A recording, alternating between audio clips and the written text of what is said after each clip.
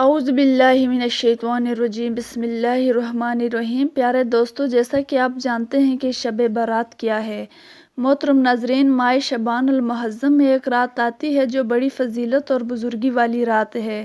جلیل القدر تابعی حضرت عطار بن یسار رحمۃ اللہ علیہ فرماتے ہیں کہ لیلۃ القدر کے شعبان کے بعد شعبان کی 15ویں شب سے زیادہ کوئی رات افضل نہیں۔ اس رات کے کئی نام ہیں۔ لیلۃ المبارکہ یعنی برکتوں والی رات، یعنی اللہ تعالیٰ کے رحمت خامہ کے نزول کی رات، دستاویز والی رات، دوزخ سے چھٹکارا ملنے اور بری ہونے کی رات ہے۔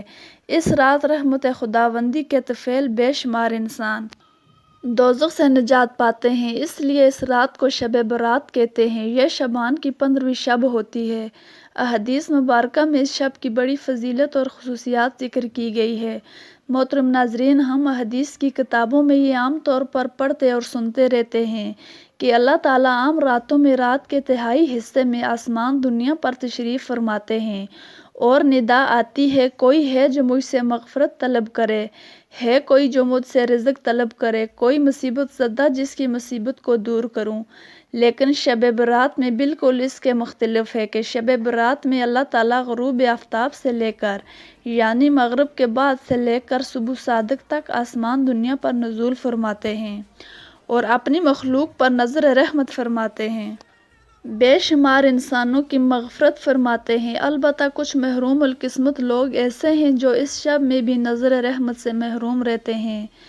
ایک حدیث ہے جس کا مفہوم کچھ اس طرح ہے کہ حضرت عائشہ صدیقہ رضی اللہ تعالی عنہا نبی کریم صلی اللہ علیہ وسلم سے روایت ہے کہ آپ صلی اللہ علیہ وسلم نے فرمایا، کیا تمہیں معلوم ہے کہ اس رات یعنی شعبان کی 15ویں شب میں کیا ہوتا ہے؟ تو حضرت عائشہ صدیقہ رضی اللہ تعالی عنہا نے دریافت کیا، یا رسول اللہ صلی اللہ علیہ وسلم، آپ ہی بتا دیجئے کہ اس میں کیا ہوتا ہے۔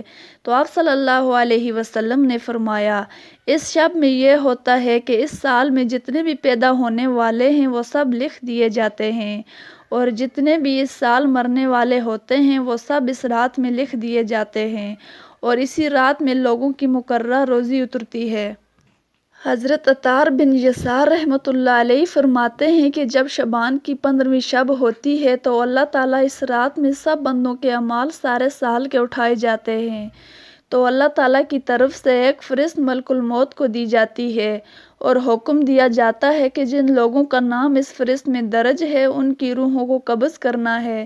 کوئی بندہ تو باغوں میں درخت لگائے رہا ہوتا ہے، کوئی شادی کر رہا ہوتا ہے، کوئی تعمیر میں مصروف ہوتا ہے، حالانکہ اس کا نام بھی مردوں کی فہرست میں لکھ دیا جاتا ہے۔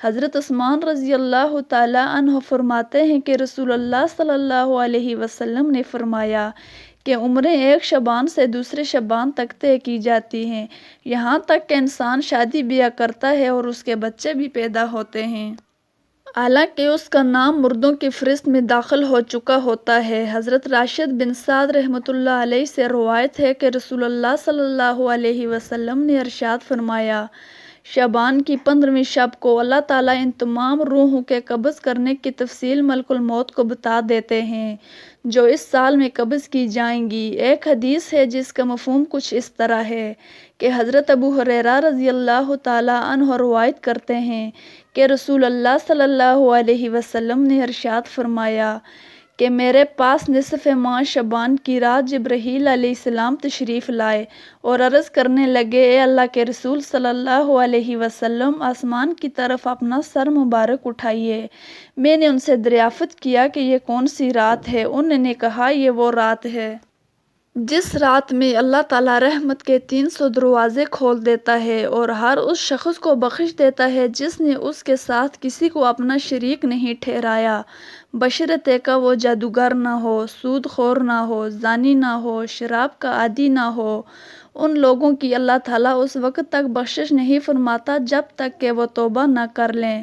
جب رات کا چوتھائی حصہ گزر گیا تو جبرائیل علیہ السلام پھر تشریف لائے اور کہا، یا رسول اللہ صلی اللہ علیہ وسلم، اپنا سر مبارک اٹھائیے۔ آپ نے ایسا ہی کیا۔ آپ نے دیکھا جنت کے دروازے کھلے ہیں اور پہلے دروازے پر ایک فرشتہ پکار رہا ہے، خوشی ہو اس شخص کے لیے جس نے رات کو رکوع کیا۔ اور دوسرے دروازے پر ایک اور فرشتہ ندا دے رہا ہے، خوشی ہو اس کے لیے جس نے اس رات میں سجدہ کیا۔ اور تیسرے دروازے پر ایک اور فرشتہ ندا دے رہا ہے، خوشی ہو اس کے لیے جس نے اس رات دعا کی۔ چوتھے دروازے پر ایک اور فرشتہ ندا دے رہا تھا، خوشی ہو اس رات میں ان لوگوں کو جو ذکر کرنے والے ہیں۔ پانچویں دروازے پر فرشتہ ندا دے رہا تھا، خوشی ہو اس کے لیے جو اللہ کے خوف سے اس رات میں رویا۔ چھٹے دروازے پر فرشتہ ندا دے رہا تھا، اس رات کے تمام مسلمانوں کو خوشی ہو۔ ساتویں آسمان پر فرشتہ ندا دے رہا تھا، کوئی مانگنے والا ہے کہ اس کی آرزو اور طلب پوری کی جائے۔ آٹھویں دروازے پر فرشتہ پکار رہا تھا، کیا کوئی معافی کا طلبگار ہے کہ اس کے گناہ معاف کر دیے جائیں؟ رسول اللہ صلی اللہ علیہ وسلم نے جبرائیل علیہ السلام سے پوچھا کہ اے جبرائیل، یہ دروازے کب تک کھلے رہیں گے؟ تو جبرائیل علیہ السلام بولے کہ اول شب سے طلوع فجر تک۔ مزید کہنے لگے کہ اس رات میں دوزخ سے رہائی پانے والی جماعت کی تعداد بنی کلب کی بکریوں کے بالوں کے برابر ہوگی۔ ایک حدیث ہے جس کا مفہوم کچھ اس طرح ہے کہ حضرت ابوبکر صدیق رضی اللہ تعالیٰ عنہ رسول اللہ صلی اللہ علیہ وسلم سے روایت کرتے ہیں کہ آپ صلی اللہ علیہ وسلم نے فرمایا، اللہ تعالیٰ نصف شعبان کی شب آسمان دنیا کی طرف نزول فرماتے ہیں اور اس شب ہر کسی کی مغفرت کر دی جاتی ہے سوائے مشرک کے یا ایسے شخص کے جس کے دل میں بغض ہو۔